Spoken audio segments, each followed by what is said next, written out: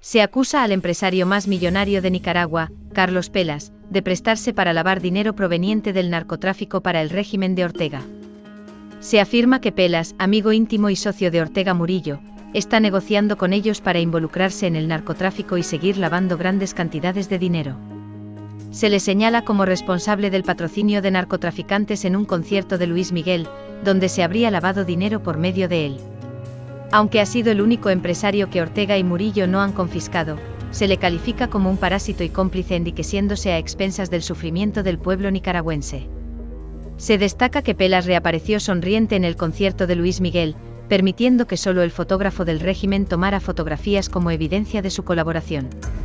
Se menciona que el fotógrafo Jairo Cajina es de confianza del régimen y fue contratado para enviar pruebas de la participación de Pelas.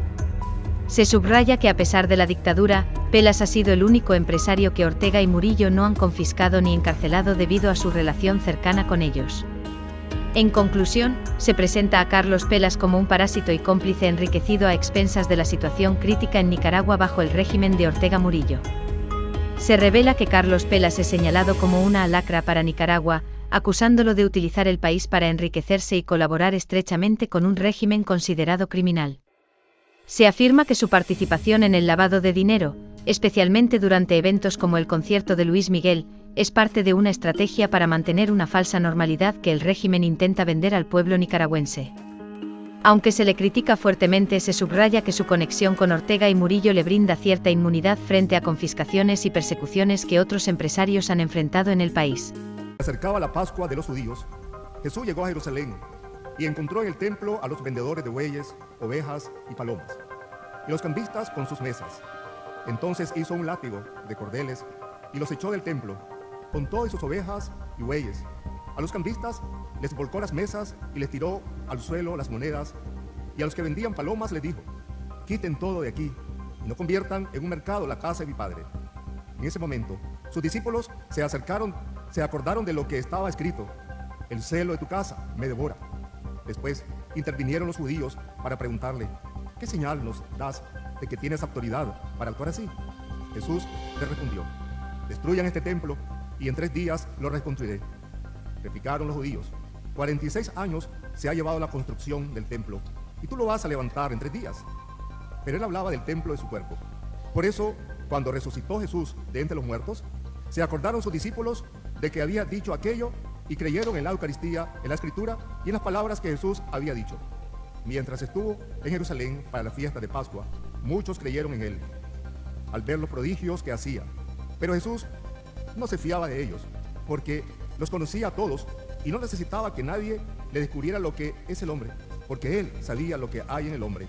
Palabra del Señor. Gloria a ti, Señor Jesús. Tenemos que entender el Evangelio de hoy dentro de este contexto. La ciudad de Jerusalén era llena de peregrinos, algunos llegados de los pueblos vecinos, cercanos, otros de lejos. Al entrar al templo, cada uno tenía que pagar impuestos. De esta manera los oficiales obtenían grandes ganancias cambiando la moneda romana por la moneda judía. Además, para conseguir un animal sin defecto, lo más seguro era comprarlo dentro del templo. Por lo tanto, los vendedores dentro de los recintos del templo disfrutaban de un gran beneficio comercial. Es decir, todo prácticamente estaba controlado, convertido en un fuerte mercado monopolizado. Era una forma de vida. Se había perdido el sentido original, que era el de ser un sitio para tener una vivencia religiosa de los creyentes que asistían a aquel templo. Esta es una escena de las pocas veces que vemos a Jesús enojado, que hasta parecería que pierde por un instante la calma.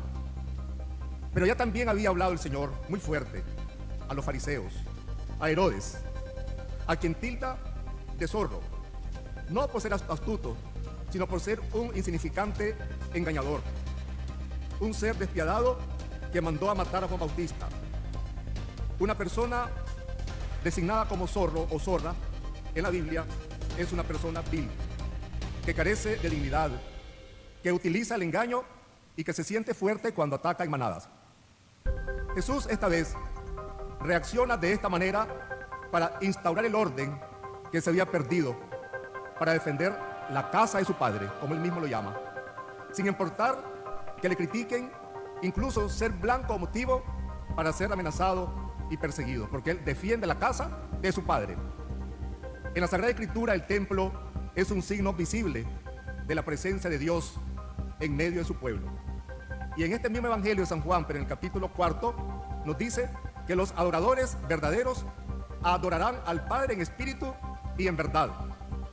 El nuevo templo de la nueva alianza no es de piedra, no es de cemento, sino una persona, Jesús. Nos dice este Evangelio que él hablaba del santuario de su templo. En el cuerpo de Cristo resucitado se manifiesta la presencia de Dios en él. En su nombre se realiza la verdadera adoración. Y Dios es un Dios celoso. La idolatría es uno de los pecados más graves. Entre esa idolatría se encuentra el del poder. El del poder para someter a otros seres humanos. El adorar a hombres y mujeres de este mundo. Adoradores de sistemas políticos nefastos que no solo matan el cuerpo, los templos vivos de Dios, sino también que les mata el alma a sus ofuscados seguidores, volviéndolos cuerpos y almas adoradores de lo que Dios prohíbe adorar. Y precisamente el libro de hoy marca el estilo de este tercer domingo. Me refiero a la primera lectura, que es el libro del Éxodo, el segundo libro de la Biblia. Cuando Dios pronunció estas palabras: yo soy el Señor tu Dios, no tendrás otros dioses fuera de mí, ni le harás culto. Sin embargo, hay quienes viven idolatrándose a sí mismos y promueven el culto a su personalidad, utilizando el dinero que le pertenece al pueblo por solo el capricho de mandar, que hablan de Dios en sus discursos, pero no cumplen con la ley de Dios porque se han desligado de esta revelación de amor, quebrantando los mandamientos. Pero ¿quiénes cumplen mejor y con gusto, con alegría, la ley de Dios? Son aquellos que no han olvidado la revelación de un Dios que se ha revelado Padre y que pone sus leyes para nuestro bien.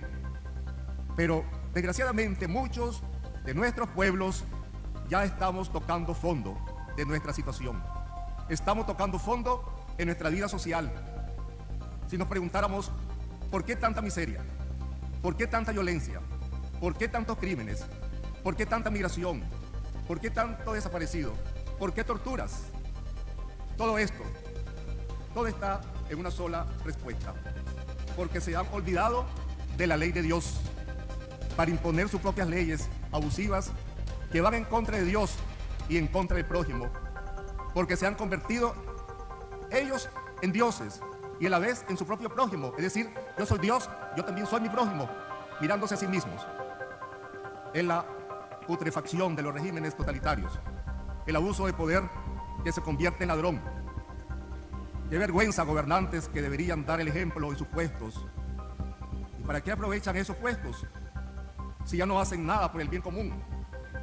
Se hace por egoísmo, porque respetan la ley de Dios. Y entonces tenemos gobierno, tenemos naciones corruptas.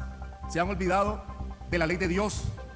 Y entre esas leyes están las de no matarás, no robarás, no harás falso testimonio contra tu prójimo, no codiciarás tus bienes, que lo resalta hoy la primera lectura del Éxodo.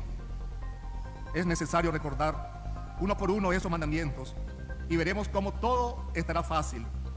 Un retornar a la ley de Dios, pues hay leyes que imponen los hombres y que no es palabra de Dios. Me llamó la atención en su cuenta de Twitter del 11 de febrero de este año de Monseñor Silvio Báez, nuestro obispo auxiliar de la Arquidiócesis de Managua. Se refirió al evangelio de ese domingo, que si ustedes recuerdan, se hablaba de cómo Jesús sana a un leproso, aquel leproso que estaba siendo marginado por la sociedad y por leyes injustas.